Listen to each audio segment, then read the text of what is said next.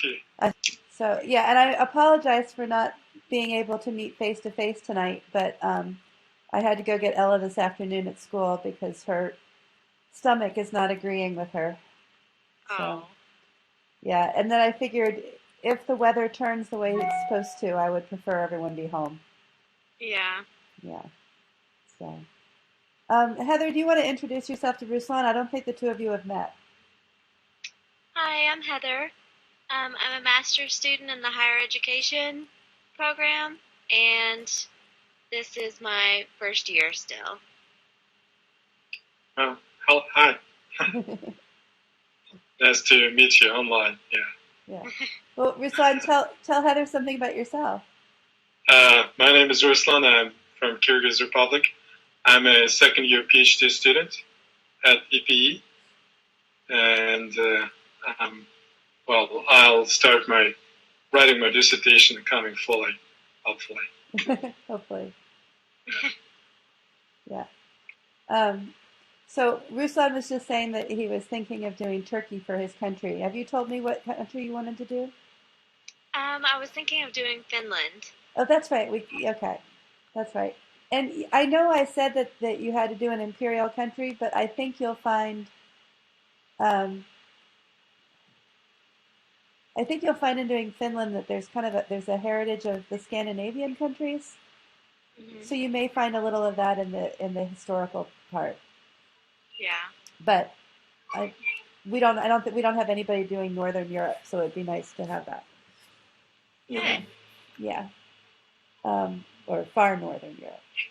So okay, so Nick is supposed to be here, but I think he's the only other person who is planning on coming. Do you What questions do you all have? Well, I was writing a comment, well, my personal contribution to the blog. I haven't posted it yet. Yeah. And I got two questions there. Well, after reading the materials, two different questions about the past and about the future of the university. Well, first question about the past is whether the university is a Eurocentric notion. Yes. Is an academic tradition of analytical research and questioning a product of the West. Did the traditional university originate in the West? That's a first set of questions about the past of university. And I can explain why I came to these questions. Second question is whether the Western model of university is becoming a universal model. That's about the future of university. Right. Does the globalization lead toward isomorphism of a Western university tradition? So the readings say that, well, for example, Perkin, in his History of Universities, he asserts that those non-Western civilizations had their own institutions of learning, but they only provided training and learning for doctrinal training and sometimes literacy training. And he says that the university and the tradition of questioning and analysis and research analysis, it's originated only in the West, in medieval Europe. Right. Well, yes, they say that.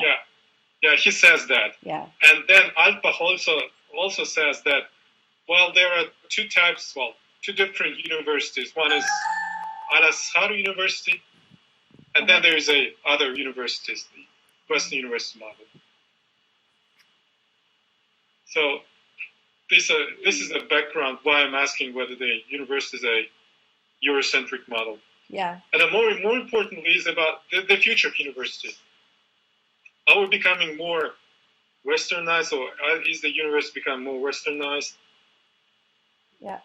Well, I think your second question of whether the university is becoming more westernized, we'll have to keep asking that question over the whole semester, because as we come into the contemporary university, we'll have to ask ourselves: do the universities in Africa, for example, do they reflect an indigenous cultural heritage, or do they reflect a British educational heritage, or are they Americanized global universities? I think the quick answer is that there is oh, I've forgotten the name of the woman. I'll find it for you. A comparative education uh, theorist, and she talks about the culture of global education, and that it has its own language and its own set of metrics, and she's talking about K-12 and the kind of thing that comes out of World Bank and various different NGOs. But I think you could also argue that the same type of world language, global education language, is happening at the higher education level too. But I think I would keep that question to the side as we continue through the semester, once we get out of the historical and into the contemporary. But with regard to the historical, you're absolutely right. It's completely Eurocentric. Um, and I think the reason that people give is because, uh, well, you named it yourself. There starts off to be that definition of the scholasticism and then the humanism of the early medieval university with the dissertation, with the disputation and all of that. And that being something that, at least in one form, was very specific to a group of scholars. But they learned a lot of that disputation from the Arabic scholars that were coming up into Europe, and and we don't hear any mention of like Confucian scholars. But I think that if we were to look to the east, we would also find uh, a similar setup of argument and disputation. Um, well, not similar, because it would be different. It would not be Western. It would be something different.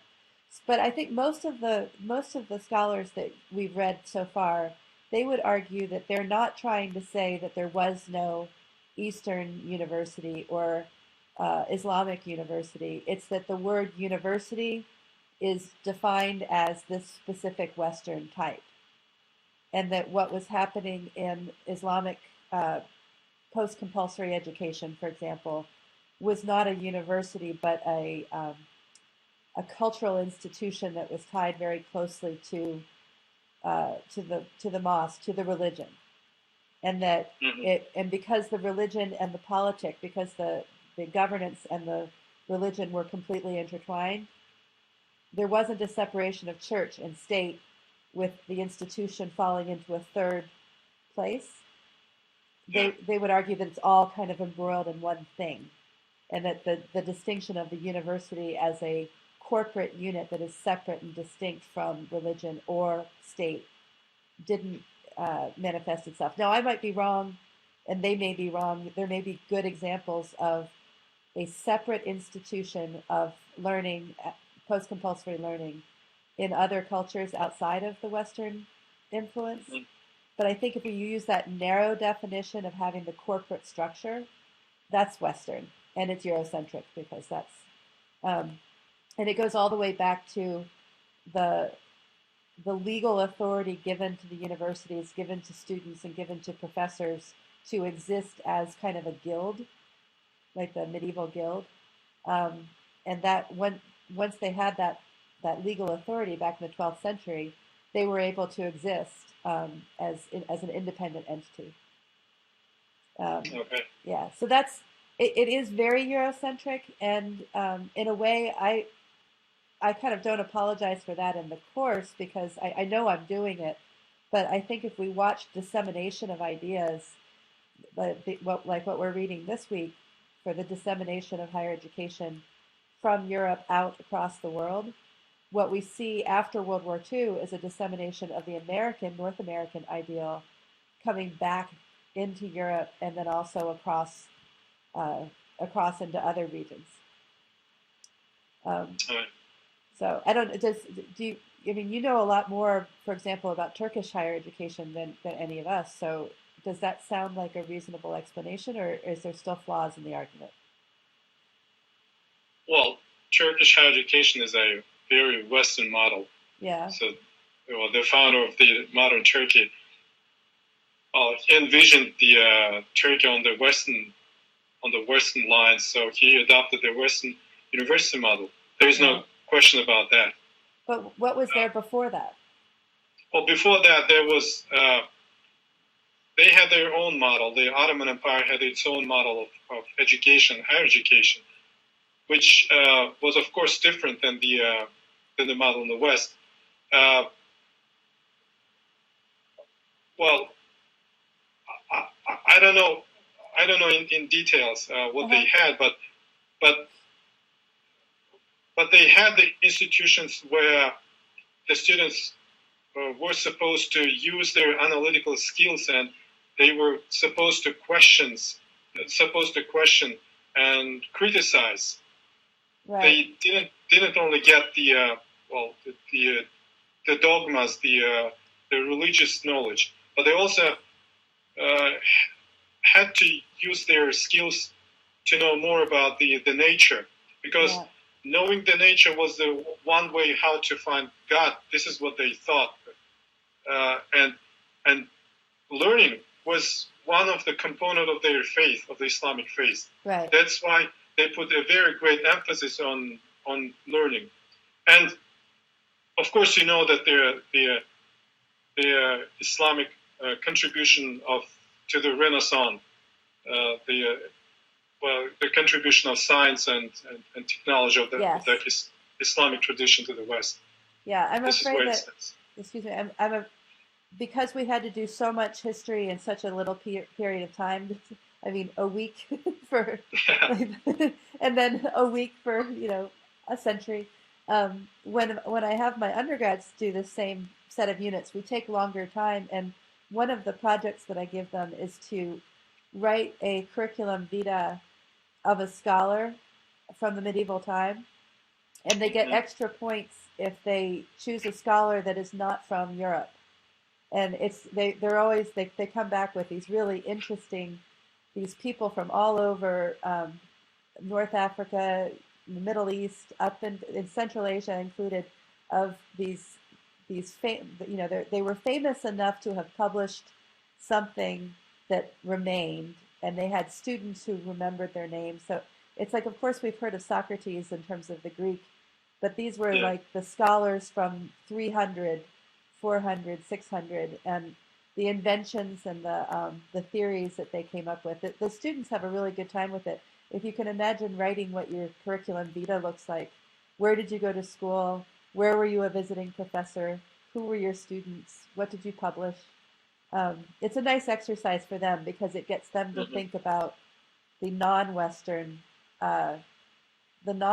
contributions to the very early Western development. Yeah. Heather, did you have questions about thus far? Are you still there?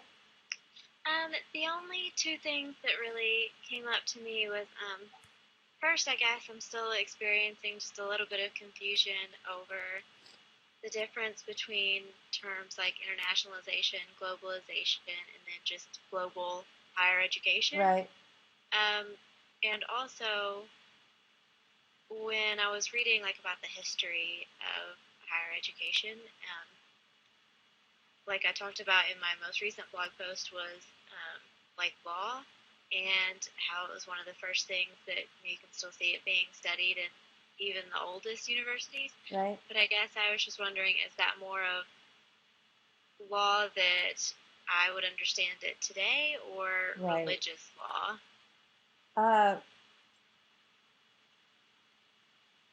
Yeah, I forgot what the first question was. I could do the second one, but I don't want to lose the first one. About globalization and internationalization and all of that. Yeah. We will read more in a few weeks that will get into some of those definitions a little further. I think especially from the first week, some of the writers were talking. There's a little bit of debate within the field, and it doesn't really concern us because, well, unless you're planning on growing up to be a comparative education faculty member, you might have to take on these debates. But right now, it's probably not as important for you.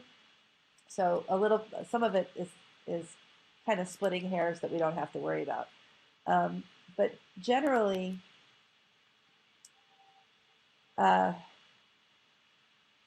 globalization is often used to refer to a political or an economic, like neoliberal globalization.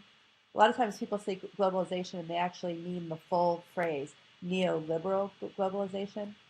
And that refers to a global conversation about uh, the exchange of capital and how we measure value.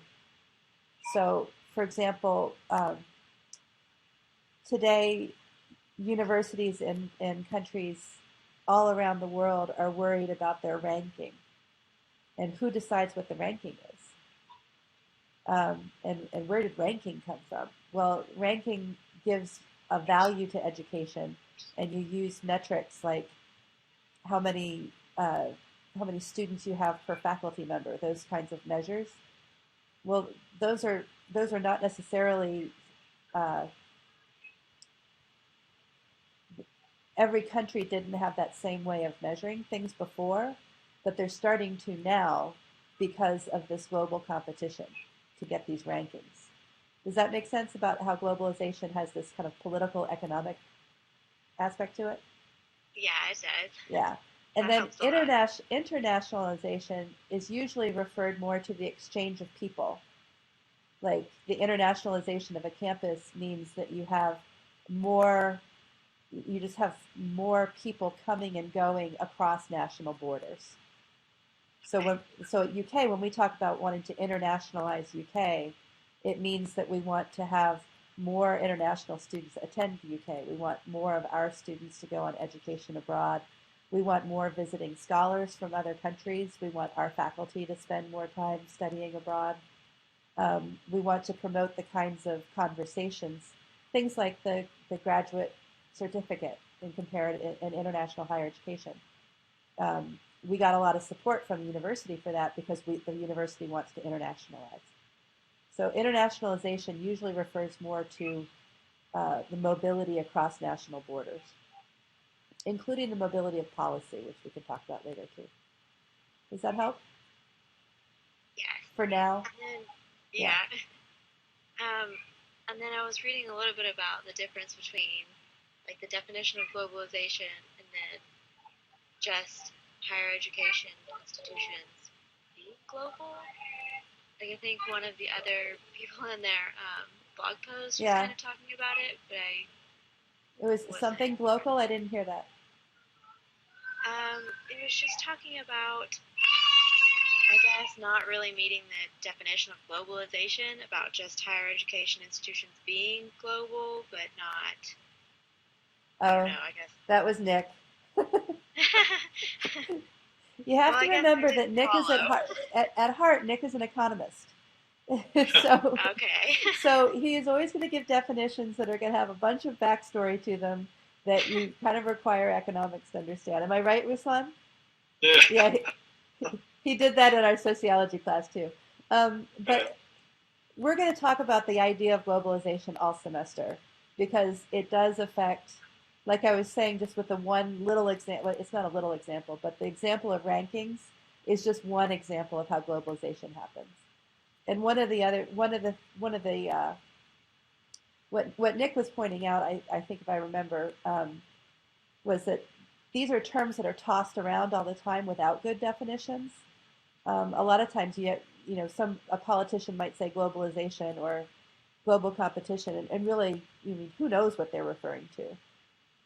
So part of the problem for us is to find the definitions and to recognize different definitions as they're being used. Like I said, some of this is really parsing hairs, and we don't have to worry about it too much in this one course. But if you're interested in this area, it's definitely something to read more on. Well, I think after reading that, it just made me concerned that I would be using them interchangeably and that that would be really incorrect. uh, I don't think incorrect would be right. I think it's more a question of like I talk about global higher education as a shorthand for talking about both international higher education and comparative higher education. Um, and that happens, I think, I'm not the only person to do that. I think we've seen that in some of our readings. Globalization, I think, if you add neoliberal globalization, if you add the other phrase in front of it, and then think about whether that's what you mean when you're using the term globalization, it'll probably help you use it correctly, or at least feel like you're using it the way that you know it means. Okay. Yeah. Your question about law, though, is a good one. The University of Bologna is one of the first law faculties, and again, Ruslan, this is Western law, and there were two things going on. One, as the church, and when we say church, we mean the church out of Rome, which now we think of it as Catholic, but then it was like everybody. It was the Christian world. But the church controlled the Christian world of Europe. And it was, for a while, they didn't do it in a very efficient way.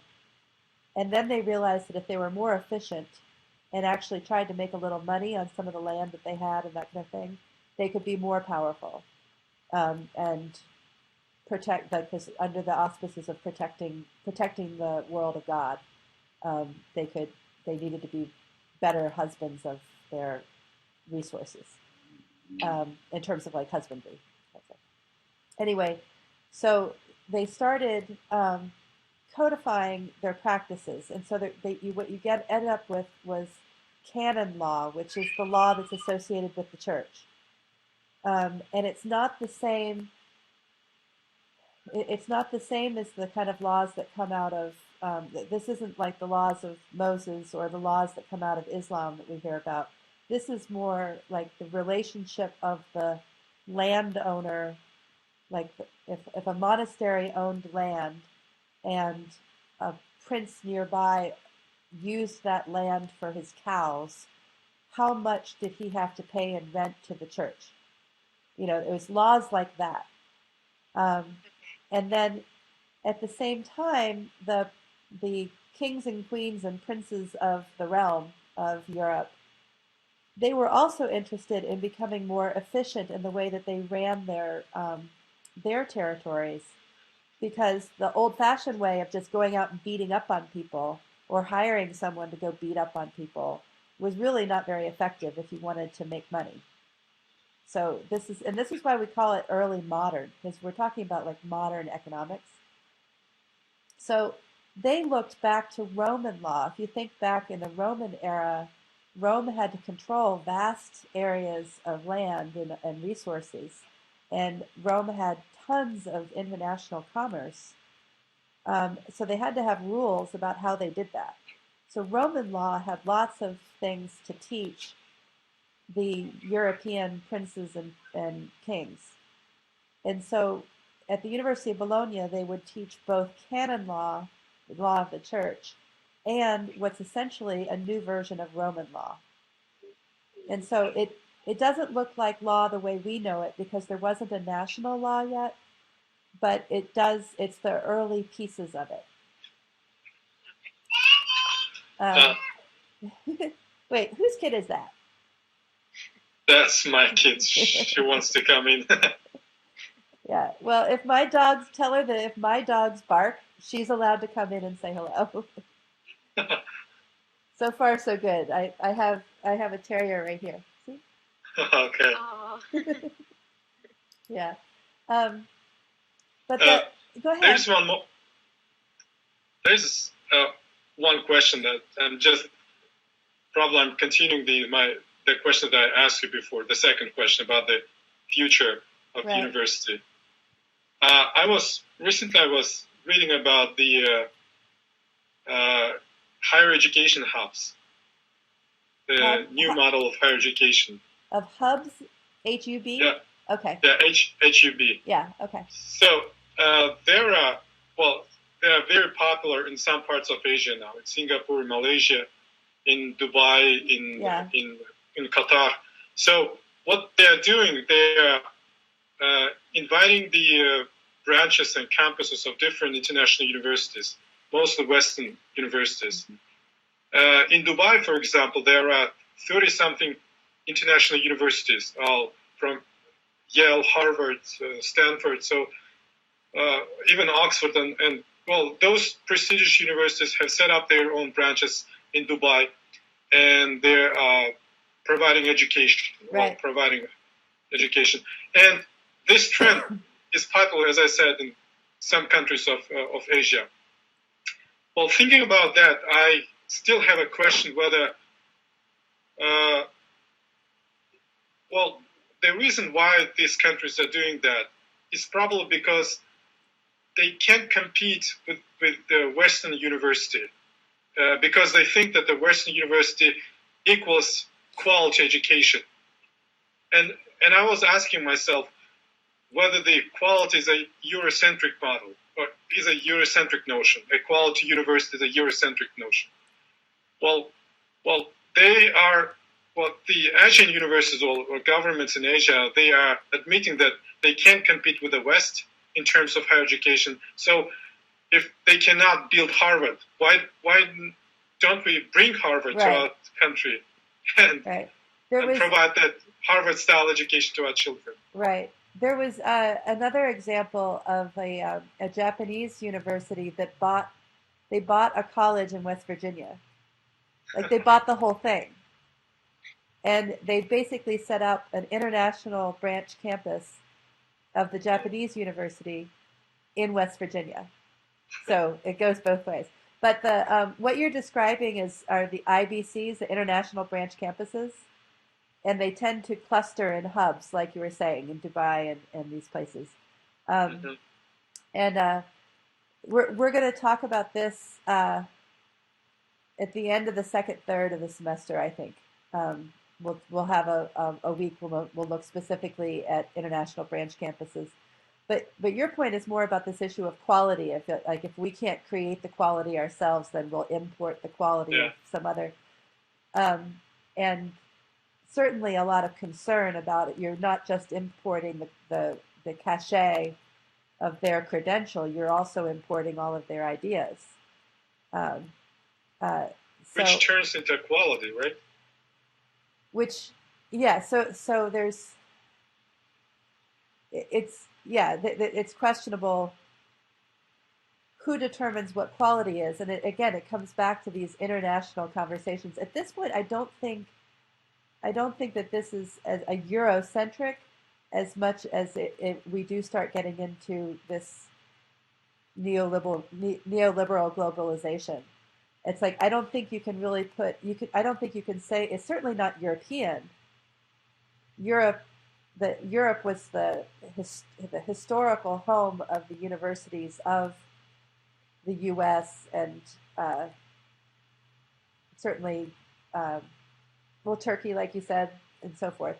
But like in the dissemination article chapter, they talk about how some systems are based on the North American model, but the North American model is based on the English model.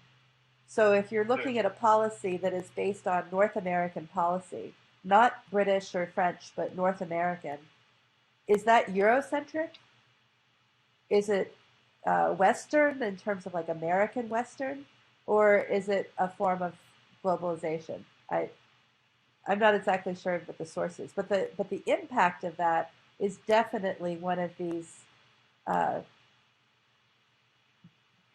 the melding of barriers. I'll say, and we'll talk about this more when we talk about international branch campuses, but there are a couple of universities in the U.S. who have international branch campuses.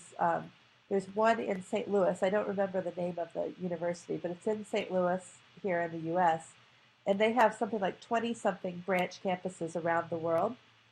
And one of the things they try to do is they try to get accreditation from the nation in which they're located. So I think in Germany, or no, Austria, their Austrian campus is accredited by the Austrian government as an Austrian, as being legitimate under the Austrian higher education system, as well as being accredited by the U.S. accreditation organizations. So that university is kind of playing this quality card to its greatest extent. They're capitalizing on the notion of quality by not only saying our institution is qualified by the American accreditation organizations, but look, we are also accredited by your institution, your Mhm. government institutions. So that's an interesting kind of play on this notion of quality. But and it does speak to who says what is a high quality institution. But if you don't have an international accreditation organization, then there's nothing outside of your country to say that the things that are in your country are good enough. Does that? It, I know you're still asking whether this is a Western idea or not, but the question is who's. Yeah, I've answered my own. I've answered your question backwards. But So you're asking who decides what quality is? who decides what quality is? So Well, if the Central Asian states, for example, decided to organize an accreditation organization that would provide an assessment of the quality of all of the universities in Central Asia mhm. based on whatever measures they decided were the appropriate measures for what is a good tertiary education experience in Central Asia. And what is the role of the universities in Central Asia for the construction of knowledge, advancement of technology, all the other kinds of things that we measure, right? Yeah. You can imagine that that organization would have some power to be able to tell all the Central Asian states what's good and what's bad. But eventually, don't you think they would start using the same measures as are used in Europe or in the United States or in some other places? They would start, the measurements would start to even out. You see what I mean? Mhm. I can't use my hands on the video. It causes problems. Uh, it's things like, well, here in the States, our community colleges serve a lot of students as a doorway to post-secondary education, right? Mm. It's free, it's open, you don't have to have, uh, you can, you don't have to have good high school grades. It's just an open, they call it open door college. Anyone could go to a community college. But Yeah. as pressure came from the government for the community colleges to be more accountable, now the community colleges have to provide retention rates, and they get compared with four-year institutions for the number of students who are retained from one semester to the next semester. Well, if the community colleges could choose their own measures, they would probably choose a measure of labor market efficacy. Mhm. To what extent is our education helping people improve their lives? It may not mean 2 semesters or a certificate or a degree. It may mean something else. But because the accountability system is universal, they're forced to operate under the same measures as the four-year colleges. And I think the same thing happens from one region to another region or from one university to another university. Everyone starts getting forced to use the same measures. And the question is, are those measures appropriate for every system? Maybe they are, maybe they aren't. I don't know. Mhm.